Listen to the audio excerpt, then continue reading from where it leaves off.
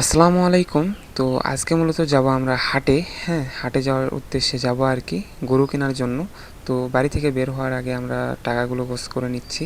হ্যাঁ, যেহেতু ২টা ষাঁড় গরু নেব আর কি।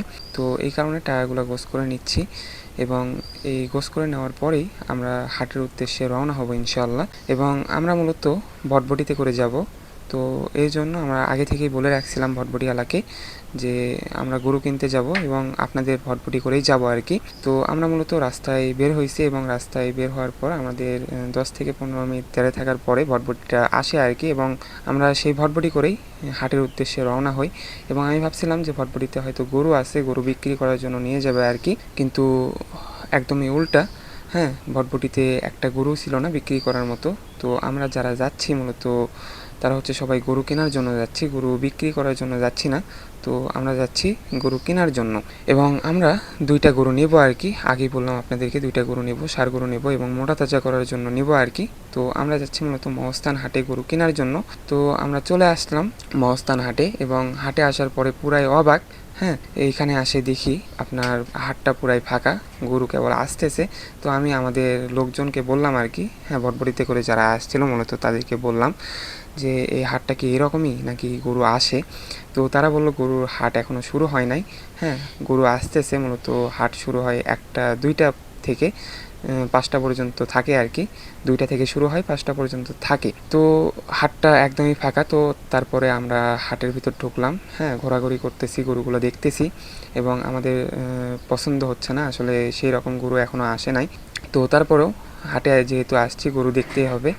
তো গরুগুলো দেখতেছি মূলত, যেহেতু এখনও আসে নাই।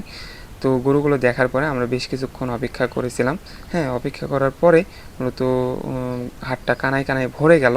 হ্যাঁ, গরুতে হাটটা কানায় কানায় ভরে গেছে। তো আমাদের মূলত যেরকম চয়েস আর কি, হ্যাঁ, যেহেতু মোটা তাজা করার জন্য নেব, তো এর জন্য আমাদের প্রথমত গায়ে শুকনা গরু লাগবে।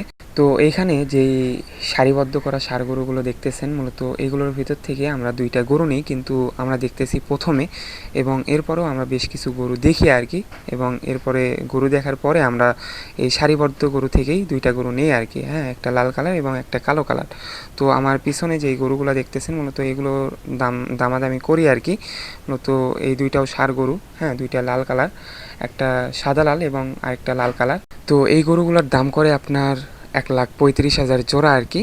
এবং দামাদামি করার পরে হয় না, মূলত এগুলো তেমন একটা পছন্দ না। তো এরপরে আরও গরু দেখা হয়, কিন্তু সেগুলো পছন্দ হয় না। তো ওইগুলো গরুর দামও আপনাদেরকে জানাই দিই। মূলত যেই গরুগুলো দেখি, কালো কালার গরুটা মূলত ওইটার দাম চাইছিল আপনার 65,000 এবং ওইটাও পছন্দ হয় না। তো এরপরে আমাদের ওইখান থেকেই গরু নিতে হয়, যেটা বললাম আর কি সারিবদ্ধভাবে ছিল। মূলত ওইখান থেকেই 2টা গরু নেই আর কি, একটা কালো কালার এবং একটা লাল কালার। তো কত করে নিই আপনাদেরকে বলে দিই। সাপটা মূলত আপনাদেরকে জানাই দিই। হ্যাঁ, এই হাটে এত পরিমাণ সাপ যা বলার বাহিরে। আপনাদেরকে সাপটা বলে দিই। সাপটা ছিল আপনার 700 টাকা পিস আর কি, 700 টাকা পিস। হ্যাঁ, 750 টাকা পিস। যেহেতু 2টা গরু নিয়েছি 1500 টাকা সাপ পড়ছে এবং যারা বেচবে তাদের 300 টাকা। তো ওই 300 টাকা তারা দেয়নি, মূলত ওইটাও আমাদেরকেই দিতে হয়েছে এবং তাদেরকে আমরা টাকাগুলো বুঝে দিচ্ছি। হ্যাঁ, 1,10,000 টাকা গরু আর কি। হ্যাঁ, 56,000 টাকা করে, 55,000 টাকা করে পড়ছে আর কি। এবং এরপরে আমরা গরুগুলো বাড়ি নিয়ে আসি। তো বাড়ি নিয়ে আসার পরে গরুগুলোর যে প্রসেসিং, হ্যাঁ, পটাশের পানি দিয়ে আমরা গরুগুলোর পা এবং মুখ ধুয়ে দেব। তো এই কাজগুলো মূলত আমার আব্বুই করতেছে। হ্যাঁ, এবং এইটা করতেই হবে আসলে, যেহেতু হাট থেকে গরু নিয়ে আসা হয়েছে, যেহেতু আমাদের বাসায় গরু আছে, তো এই কাজগুলো করা আবশ্যক জরুরি। তো এই কাজগুলোই করা লাগতেছে এবং এই পটাশের পানি দিয়ে ধুয়ে দিলে মূলত জীবাণুগুলো মারা যায়। হ্যাঁ, জীবাণু থাকে না। তো এরপরে আমরা গাও মুছে দিচ্ছি। হ্যাঁ, শরীরটাও মুছে দিচ্ছি এবং ধুয়ে দেওয়া হবে না, যেহেতু গরু নতুন নিয়ে আসছি, তো ধুয়ে দিতে হবে না। তো গাওটা শুধু মোছ করে দিচ্ছি, পানি দিয়ে ধুয়ে দিচ্ছি বা মুছে দিচ্ছি। তো 2টা গরু নিয়ে আসলাম, কি হয় আল্লাহ পাকি ভালো জানেন। তো এটা মোটা তাজা করতে পারি কিনা অবশ্যই আপনাদেরকে এর পরের ভিডিওতে জানানোর চেষ্টা করবো ইনশাল্লাহ।